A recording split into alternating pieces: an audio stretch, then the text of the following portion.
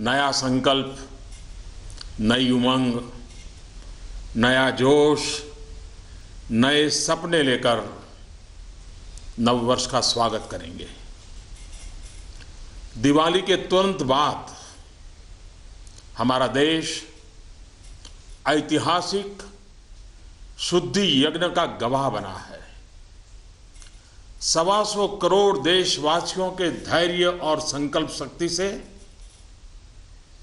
ये जो शुद्धि यज्ञ चला, आने वाले अनेक वर्षों तक यह देश की दिशा निर्धारित करने में अहम भूमिका निभाएगा। ईश्वर दत्त मानव स्वभाव अच्छाइयों से भरा रहता है, लेकिन समय के साथ आई विकृतियां, बुराइयों के जंजाल में वो घुटन महसूस करने लगता है। भीतर की अच्छाइयों के कारण विकृतियां और बुराइयों की घुटन से बाहर निकलने के लिए वो छटपटाता रहता है। हमारे राष्ट्र जीवन और समाज जीवन में भ्रष्टाचार, काला धन, जाली नोटों के जाल ने ईमानदार को भी घुटने टेकने के लिए मजबूर कर दिया था। उसका मन स्वीकार नहीं करता था, लेकिन उसे परिस्थितियों को सहना पड़ता था, मजबूरन स्वीकार करना पड़ता था। दिवाली के बाद की घटनाओं से यह सिद्ध हो चुका है कि करोड़ों देशवासी ऐसी घुटन से मुक्ति के अवसर की तलाश कर रहे थे। हमारे देशवासियों की अंतर ऊर्जा को हमने कई बार अनुभव किया है। चाहे सन 62 की लड़ाई हो, 65 की लड़ाई हो, 71 की लड़ाई हो, करगिल का युद्ध हो, भारत के कोटि कोटि नागरिकों की संगठित शक्तियों और अप्रतिम देशभक्ति के हमने दर्शन किए हैं।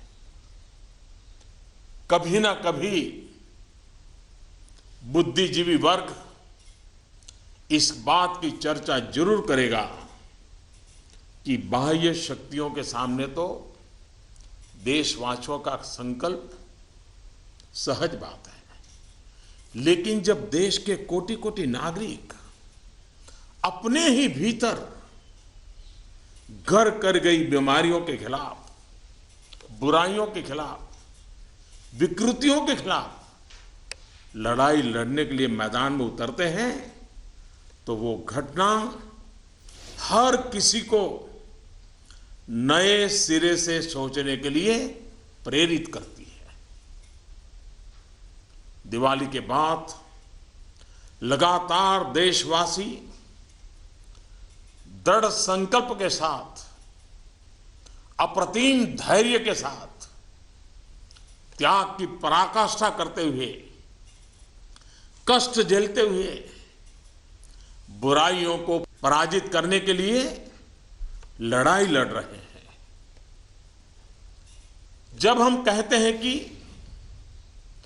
कुछ बात है कि हस्ती मिटती नहीं हमारी, कुछ बात है कि हस्ती मिटती नहीं हमारी, इस बात को देशवासियों ने जी करके दिखाया है। कभी लगता था सामाजिक जीवन की बुराइयां, विकृतियां जाने अनजाने में, इच्छा अनिच्छा से हमारी जिंदगी का हिस्सा बन गए हैं। लेकिन 8 नवंबर के बाद की घटनाएं हमें पुनर्विचार करने के लिए मजबूर करती हैं। 125 करोड़ देशवासियों ने तकलीफें झेलकर, कष्ट उठाकर ये सिद्ध कर दिया है कि हर हिंदुस्तानी के लिए सच्चाई और अच्छाई कितनी अहमियत रखती है। काल के कपाल पर यह अंकित हो चुका है कि जनशक्ति का सामर्थ्य क्या होता है, उत्तम अनुशासन किसे कहते हैं, अपप्रचार की आंधी में सत्य को पहचानने की विवेक बुद्धि किसे कहते हैं, सामर्थ्यवान बेबाक बेईमान के सामने ईमानदारी का संकल्प कैसे विजय पाता है, गरीबी से बाहर निकलने को आतुर जिंदगी भव्य भारत के निर्माण के लिए क्या कुछ नहीं कर सकती। देशवासियों ने जो कष्ट झेला है वो भारत के उज्जवल भविष्य के लिए नागरिकों के त्याग की मिसाल है। 125 करोड़ देशवासियों ने संकल्पबद्ध होकर अपने पुरुषार्थ से, अपने परिश्रम से, अपने पसीने से उज्जवल भविष्य की आधारशिला रखी है। आमतौर पर जब अच्छाई के लिए आंदोलन होते हैं तो सरकार और जनता आमने सामने होती है। यह इतिहास की ऐसी मिसाल है जिसमें सच्चाई और अच्छाई के लिए सरकार और जनता दोनों मिलकर कंधे से कंधा मिलाकर लड़ाई लड़ रहे हैं। मेरे प्यारे देशवासियों, मैं जानता हूं कि बीते दिनों आपको अपना ही पैसा निकालने के लिए घंटों लाइन में लगना पड़ा, परेशानी उठानी पड़ी। इस दौरान मुझे सैकड़ों हजारों चिट्ठियां भी मिली हैं। हर किसी ने अपने विचार रखे हैं, संकल्प भी दोहराया है, साथ ही साथ अपना दर्द भी मुझसे साझा किया है। इन सब में एक बात मैंने हमेशा अनुभव की, आपने मुझे अपना मानकर के बातें कही हैं। भ्रष्टाचार, कालाधन, जाली नोट के खिलाफ लड़ाई में आप एक कदम भी पीछे नहीं रहना चाहते हैं। आपका ये प्यार आशीर्वाद की तरह है। अब प्रयास यह है कि नववर्ष में हो सके उतना जल्दी बैंकों को सामान्य स्थिति की तरफ ले जाया जाए। सरकार में इस विषय से जुड़े सभी जिम्मेदार व्यक्तियों से कहा गया है कि बैंकिंग व्यवस्था को सामान्य करने पर ध्यान केंद्रित किया जाए। विशेषकर ग्रामीण इलाकों में, दूर दराज वाले इलाकों में प्रोएक्टिव होकर के हर छोटी से छोटी कमी को दूर किया जाए ताकि गांव के नागरिकों की, किसानों की कठिनाइयां खत्म हो। प्यारे भाइयों और बहनों, हिंदुस्तान ने जो करके दिखाया है ऐसा विश्व में तुलना करने के लिए कोई उदाहरण नहीं है। बीते कुछ वर्षों में 1000 और 500 के नोट सामान्य प्रचलन में कम और पैरेलल इकोनॉमी में ज्यादा चल रहे थे। हमारी समकक्ष जो अर्थव्यवस्था वाले देशों में भी इतना कैश नहीं होता जितना हमारे यहां पहाड़ के पहाड़ हो गए। हमारी अर्थव्यवस्था में बेतहाशा बढ़े हुए नोट महंगाई बढ़ा रहे थे, कालाबाजारी बढ़ा रहे थे, देश के गरीब से उसका अधिकार छीन रहे थे। अर्थव्यवस्था में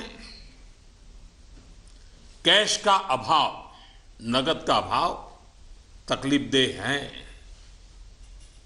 तो हम ये भी न भूले, कैश का प्रभाव, नगद का प्रभाव और अधिक तकलीफदेह होता है। हमारा ये प्रयास है कि इसका संतुलन बना रहे। एक बात में सभी अर्थशास्त्रियों की सहमति है कि कैश अथवा नगद अगर अर्थव्यवस्था से बाहर होते हैं तो विपत्ति है। वही कैश या नकद अगर अर्थव्यवस्था की मुख्य धारा में हो तो विकास का साधन बनता है। इन दिनों करोड़ों देशवासियों ने जिस धैर्य, अनुशासन और संकल्प शक्ति के दर्शन कराए हैं, अगर आज लाल बहादुर शास्त्री होते, जयप्रकाश नारायण होते, राम मनोहर लोहिया होते, कामराज जी होते, तो अवश्य देशवासियों को भरपूर आशीर्वाद देते।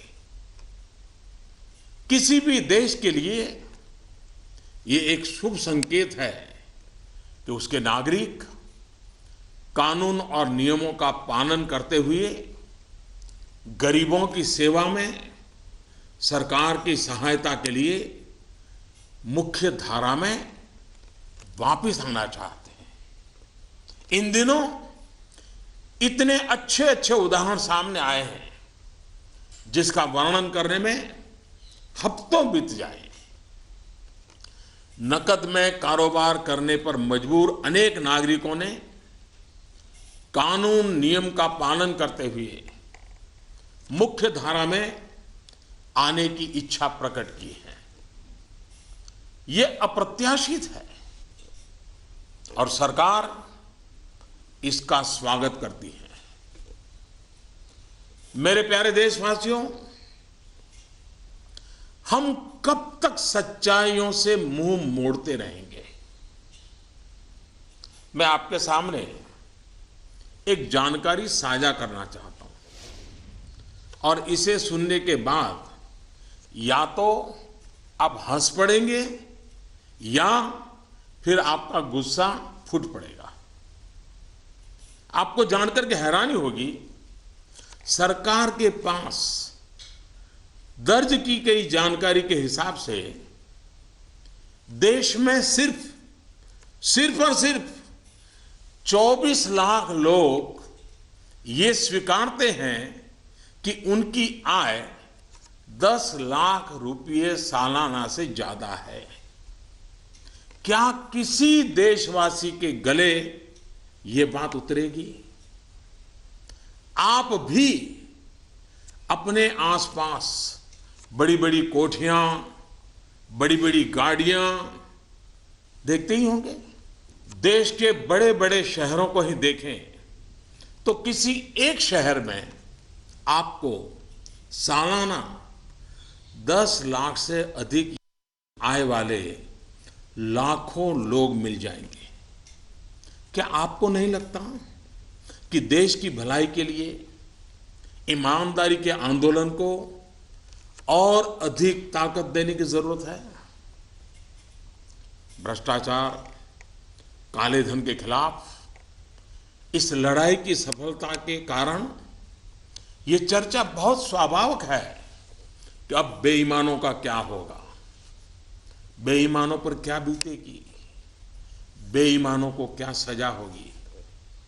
भाइयों और बहनों, कानून का काम करेगा, पूरी कठोरता से करेगा, लेकिन सरकार के लिए इस बात की भी प्राथमिकता है कि ईमानदारों को मदद कैसे मिले, ईमानदारों को सुरक्षा कैसे मिले, ईमानदारी की जिंदगी बिताने वालों की कठिनाई कैसे कम हो, ईमानदारी अधिक प्रतिष्ठित कैसे हो। ये सरकार सज्जनों की मित्र है और दुर्जनों को सज्जनता के रास्ते पर लौटाने के लिए उपयुक्त वातावरण को तैयार करने के पक्ष में है।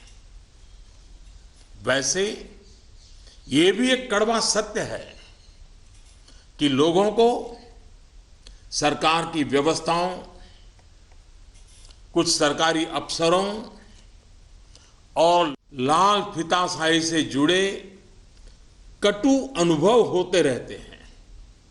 इस कटु सत्य को नकारा नहीं जा सकता।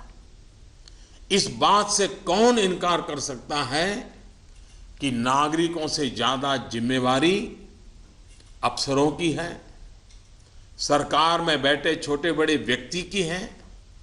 और इसलिए चाहे केंद्र सरकार हो, राज्य सरकार हो या फिर स्थानीय निकाय, सबका दायित्व है कि सामान्य से सामान्य व्यक्ति के अधिकार की रक्षा हो, ईमानदारों की मदद हो और बेईमान अलग थलग हो।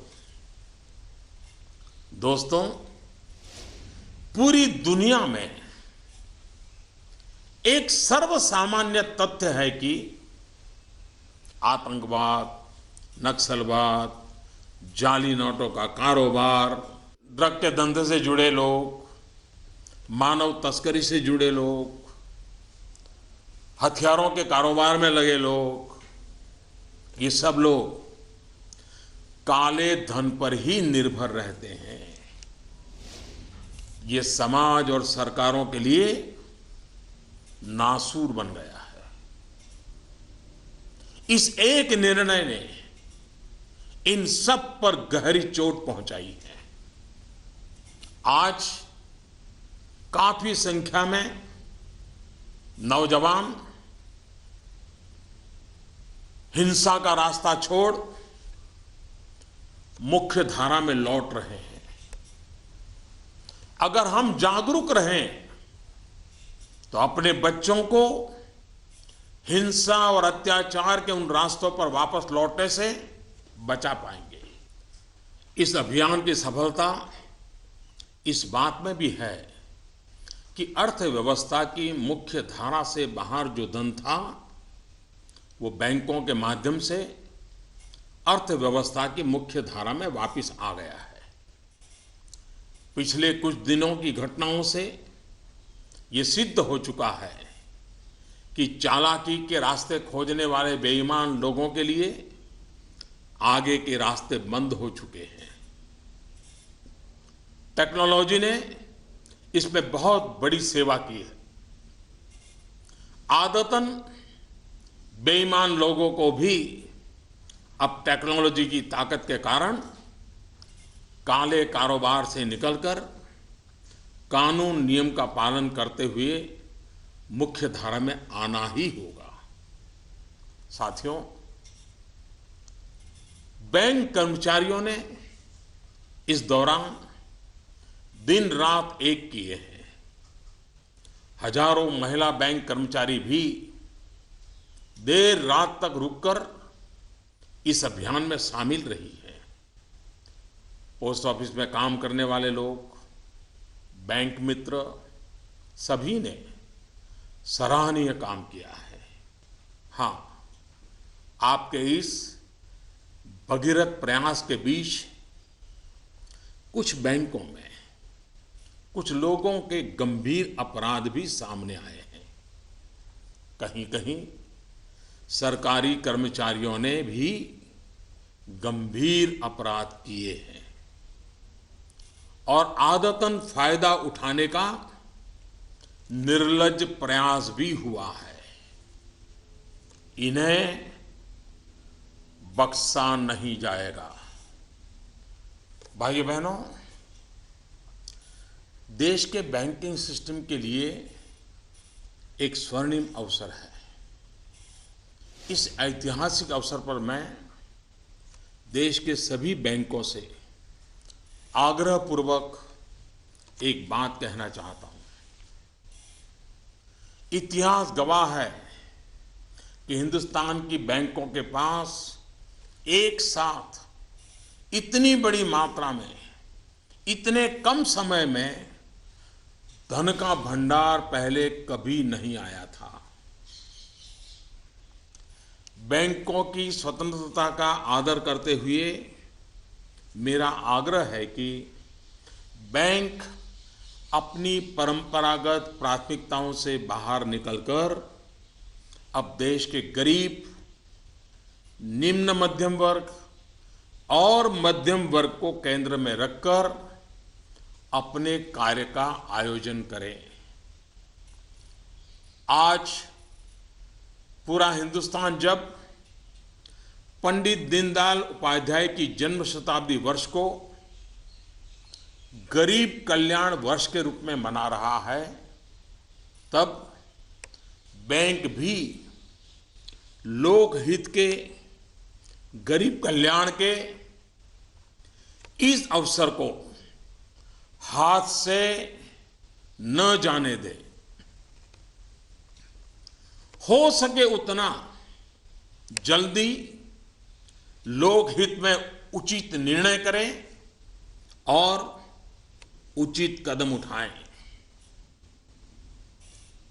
जब निश्चित लक्ष्य के साथ नीति बनती है, योजनाएं बनती हैं, तो लाभार्थी का सशक्तिकरण तो होता ही है, साथ साथ इसके तात्कालिक और दूरगामी फल भी अवश्य मिलते हैं। पाई पाई पर बारीक नजर रहती है और इससे अच्छे परिणामों की संभावना भी पक्की होती है। गांव, गरीब, किसान, दलित, पीड़ित, शोषित, वंचित और हमारी महिलाएं जितनी सशक्त होगी, आर्थिक रूप से अपने पैरों पर खड़ी होगी, देश उतना ही मजबूत बनेगा और विकास भी उतना ही तेज होगा। सबका साथ, सबका विकास, इस ध्येय वाक्य को चरितार्थ करने के लिए नववर्ष की पूर्व संध्या पर देश के 125 करोड़ नागरिकों के लिए सरकार कुछ नई योजनाएं ला रही है। दोस्तों, स्वतंत्रता के इतने साल बाद भी देश में लाखों गरीबों के पास अपना घर नहीं है।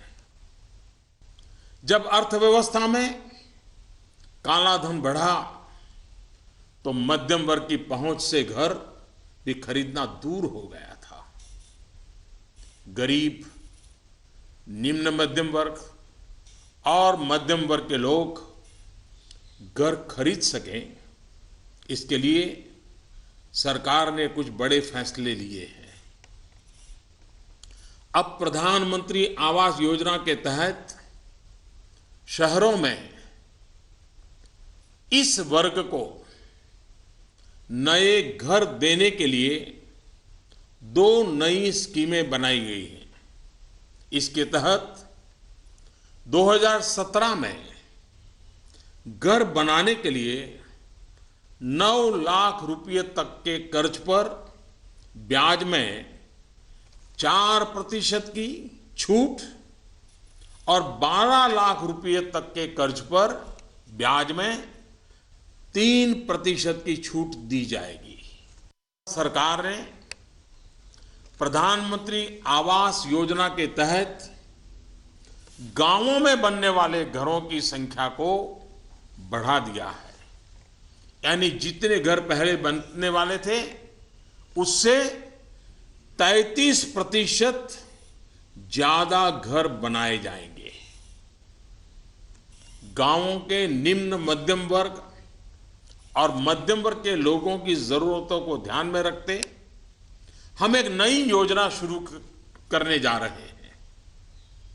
2017 में गांव में रहने वाले जो लोग अपने घर का निर्माण करना चाहते हैं या पुराने घर में कोई विस्तार करना चाहते हैं, एक दो कमरे और बनाना चाहते हैं, ऊपर एक आध नई मंजिल बनाना चाहते हैं, उन्हें 2 लाख रुपए तक के ऋण में 3% ब्याज की छूट दी जाएगी।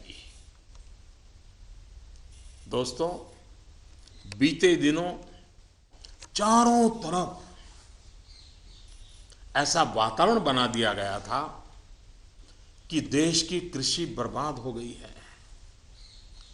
ऐसा वातावरण बनाने वालों को मेरे देश के किसानों ने करारा जवाब दिया है। पिछले वर्ष की तुलना में इस वर्ष रबी की बुआई में 6% ज्यादा वृद्धि हुई है। फर्टिलाइजर भी 9% ज्यादा उठाया गया है। सरकार ने इस बात का लगातार ध्यान रखा कि किसानों को बीज की दिक्कत ना हो, खाद की किल्लत ना हो, कर्ज लेने में परेशानी ना आए। अब किसान भाइयों के हित में कुछ और अहम निर्णय भी लिए गए हैं। डिस्ट्रिक्ट कोऑपरेटिव सेंट्रल बैंक और प्राइमरी सोसाइटी से जिन किसानों ने खरीफ और रबी की बुआई के लिए कर्ज लिया था, उस कर्ज के 60 दिन का ब्याज सरकार वहन करेगी और किसानों के खातों में ट्रांसफर करेगी। कोऑपरेटिव बैंक और सोसाइटी से किसानों को और ज्यादा कर्ज मिल सके, इसके लिए उपाय किए गए हैं। नाबार्ड ने पिछले महीने 21,000 करोड़ रुपए की व्यवस्था की थी। अब सरकार इसे लगभग 2 गुना करते हुए इसमें 20,000 करोड़ रुपए और जोड़ रही है। इस रकम को नाबार्ड कोऑपरेटिव बैंक और सोसाइटीज को कम ब्याज पर देगा और इससे नाबार्ड को जो आर्थिक नुकसान होगा उसे भी सरकार वहन करेगी। सरकार ने यह भी तय किया है कि अगले 3 महीने में 3 करोड़ किसान क्रेडिट कार्डों को रुपे कार्ड में बदला जाएगा। किसान क्रेडिट कार्ड में एक कमी यह थी कि पैसे निकालने के लिए बैंक जाना पड़ता था। अब जब किसान क्रेडिट कार्ड को रुपे कार्ड में बदल दिया जाएगा तो किसान कहीं पर भी अपने कार्ड से खरीद बिक्री कर पाएगा। भाइयों और बहनों, जिस प्रकार देश की अर्थव्यवस्था में कृषि का महत्व है, उसी प्रकार विकास और रोजगार के लिए लघु और मध्यम उद्योग, जिसे एमएसएमई भी कहते हैं, इसका भी महत्वपूर्ण योगदान है। इस बात को ध्यान में रखते हुए सरकार ने इस क्षेत्र के लिए कुछ निर्णय लिए हैं जो रोजगार बढ़ाने में सहायक होंगे। सरकार ने तय किया है कि छोटे कारोबारियों के लिए क्रेडिट गारंटी 1 करोड़ रुपए से बढ़ाकर 2 करोड़ रुपया करेगी। भारत सरकार एक ट्रस्ट के माध्यम से बैंकों को ये गारंटी देती है कि आप छोटे व्यापारियों को लोन दीजिए, गारंटी हम लेते हैं अब तक यह नियम था कि 1 करोड़ रुपए तक के लोन को कवर किया जाता था। अब 2 करोड़ रुपए तक का लोन क्रेडिट गारंटी से कवर होगा। एनबीएफसी यानी कि नॉन बैंकिंग फाइनेंशियल कंपनी से दिया गया लोन भी इसमें कवर होगा। सरकार के इस फैसले से छोटे दुकानदार, छोटे उद्योगों को ज्यादा कर्ज मिलेगा। गारंटी का खर्च केंद्र सरकार द्वारा वहन करने के कारण इन पर ब्याज दर भी कम होगी। सरकार ने बैंकों को ये भी कहा है कि छोटे उद्योगों के लिए कैश क्रेडिट लिमिट को 20% से बढ़ाकर 25% करें। इसके अलावा डिजिटल माध्यम से हुए ट्रांजैक्शन पर वर्किंग कैपिटल लोन 20% से बढ़ाकर 30% तक करने को कहा गया है। नवंबर में इस सेक्टर से जुड़े बहुत से लोगों ने कैश डिपॉजिट किया है। बैंकों को कहा गया है कि वर्किंग कैपिटल तय करते वक्त इस बात का भी संज्ञान लिया जाए। कुछ दिन पहले ही सरकार ने छोटे कारोबारियों को टैक्स में बहुत बड़ी राहत देने का भी निश्चय किया था। जो कारोबारी साल में 2 करोड़ रुपए तक का व्यापार करते हैं, उनके टैक्स की गणना 8% आय को मानकर की जाती थी। अब ऐसे व्यापारी के डिजिटल लेन देन पर टैक्स की गणना 6% आय मानकर के की जाएगी।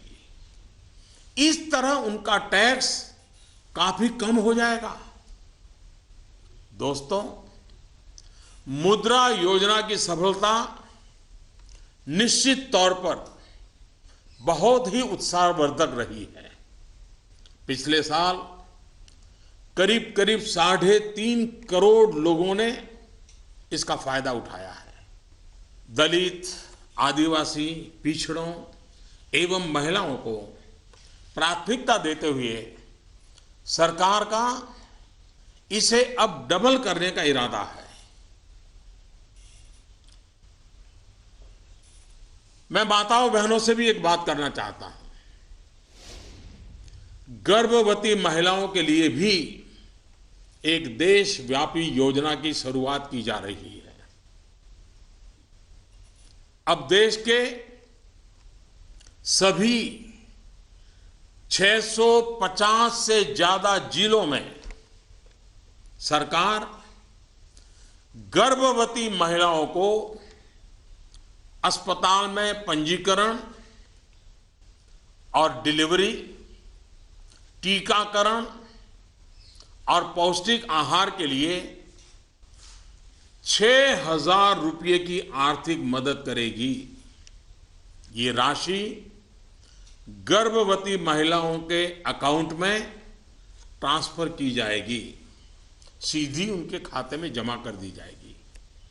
देश में माता मृत्यु दर को कम करने में इस योजना से बड़ी सहायता मिलेगी। वर्तमान में ये योजना सिर्फ 4,000 रुपये की आर्थिक मदद और पायलट प्रोजेक्ट के रूप में सिर्फ 53 जिलों में चलाई जा रही है। भारत में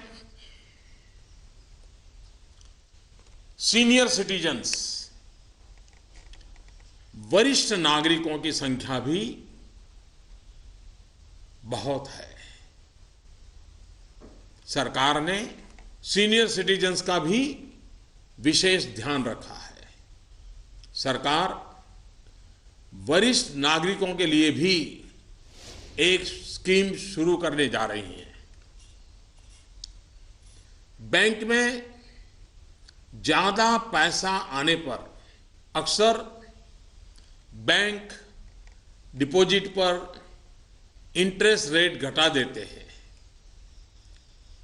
वरिष्ठ नागरिकों पर इसका प्रभाव ना हो इसलिए 7.5 लाख रुपए तक की राशि पर 10 साल तक के लिए सालाना 8% का इंटरेस्ट रेट ब्याज दर सुरक्षित किया जाएगा। ब्याज की ये राशि वरिष्ठ नागरिक हर महीने प्राप्त कर सकते हैं। भ्रष्टाचार, काला धन की जब भी चर्चा होती है तो राजनेता, राजनीतिक दल, चुनाव का खर्च, ये सारी बातें चर्चा के केंद्र में रहती है। अब वक्त आ चुका है कि सभी राजनेता और सभी राजनीतिक दल देश के ईमानदार नागरिकों की भावनाओं का आदर करें, जनता के आक्रोश को समझें। ये बात सही है कि राजनीतिक दलों ने समय समय पर व्यवस्था में सुधार के लिए सार्थक प्रयास भी किए हैं। सभी दलों ने मिलकर के स्वेच्छा से अपने ऊपर बंधनों को स्वीकार किया है। आज आवश्यकता है कि सभी राजनेता और सभी राजनीतिक दल होलियर देन दाऊ इससे अलग हट करके, मिल बैठ करके पारदर्शिता को प्राथमिकता देते हुए भ्रष्टाचार और काले धन से राजनीतिक दलों को मुक्त कराने की दिशा में सही कदम उठाएं। हमारे देश में सामान्य नागरिक से लेकर के राष्ट्रपति जी तक सभी ने लोकसभा, विधानसभा का चुनाव साथ साथ कराए जाने के बारे में कभी न कभी कहा है। आए दिन चल रहे चुनावी चक्र, उससे उत्पन्न आर्थिक बोझ तथा प्रशासन व्यवस्था पर बने बोझ से मुक्ति पाने की बात का समर्थन किया है। अब समय आ गया है कि इस पर बहस हो, सार्थक बहस हो और रास्ता खोजा जाए। हमारे देश में हर सकारात्मक परिवर्तन के लिए हमेशा स्थान रहा है।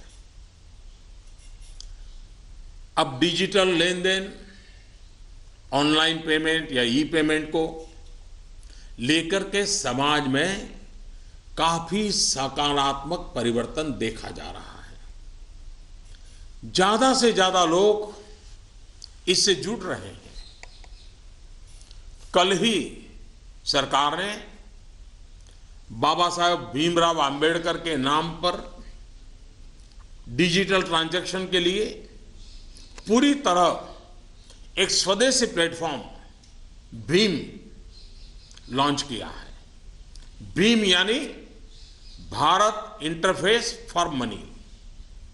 मैं देश के युवाओं से, व्यापारी वर्ग से, किसानों से आग्रह करता हूं कि भीम से ज्यादा जुड़े। साथियों, दिवाली के बाद जो घटनाक्रम रहा, निर्णय हुए, नीतियां बनी, इनका मूल्यांकन अर्थशास्त्री तो करेंगे ही, लेकिन अच्छा होगा कि देश के समाजशास्त्री, इतिहासविद भी इस पूरे घटनाक्रम, निर्णय और नीतियों का मूल्यांकन करें। एक राष्ट्र के रूप में भारत का गांव, गरीब, किसान, युवा, पढ़े लिखे, अनपढ़, पुरुष, महिला, सबने अप्रतिम धैर्य और लोक शक्ति का दर्शन कराया है। कुछ समय के बाद 2017 का नया वर्ष प्रारंभ होगा। आज से ठीक 100 साल पहले 1917 में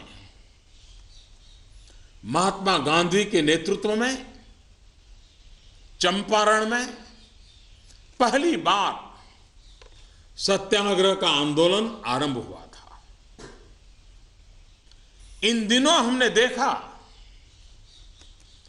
कि 100 वर्ष के बाद भी हमारे देश में सच्चाई और अच्छाई के प्रति सकारात्मक संस्कार का मूल्य है। आज महात्मा गांधी नहीं है, परंतु उनका यह मार्ग जो हमें सत्य का आग्रह करने के लिए प्रेरित करता है, वह सर्वाधिक उपयुक्त है। चंपारण सत्याग्रह की शताब्दी के अवसर पर हम फिर एक बार महात्मा गांधी का पुण्य स्मरण करते हुए सत्य के आग्रही बनेंगे तो सच्चाई और अच्छाई की पटरी पर आगे बढ़ने में कोई कठिनाई नहीं आएगी। भ्रष्टाचार और काले धन के खिलाफ इस लड़ाई को हमें रुकने नहीं देना है। सत्य का आग्रह संपूर्ण सफलता की गारंटी है। 125 करोड़ का देश हो, 65% जनसंख्या 35 साल से कम उम्र के नौजवानों की हो, साधन भी हो, संसाधन भी हो और सामर्थ्य में कोई कमी ना हो, ऐसे हिंदुस्तान के लिए कोई कारण नहीं है कि हमारा देश अब पीछे रह जाए। नववर्ष की नई किरण नई सफलताओं का संकल्प लेकर के आ रही है। आइए हम सब मिलकर चल पड़े, बाधाओं को पार करते चले, एक नए उज्जवल भविष्य का निर्माण करें। बहुत बहुत धन्यवाद। जय Hind. Find us on Facebook at facebook.com/etnow and don't forget to click the like button. You can also follow us on Twitter at etnowlive. To stay updated with all our programming, hit the subscribe button on our YouTube channel by logging on to youtube.com/user/etnow.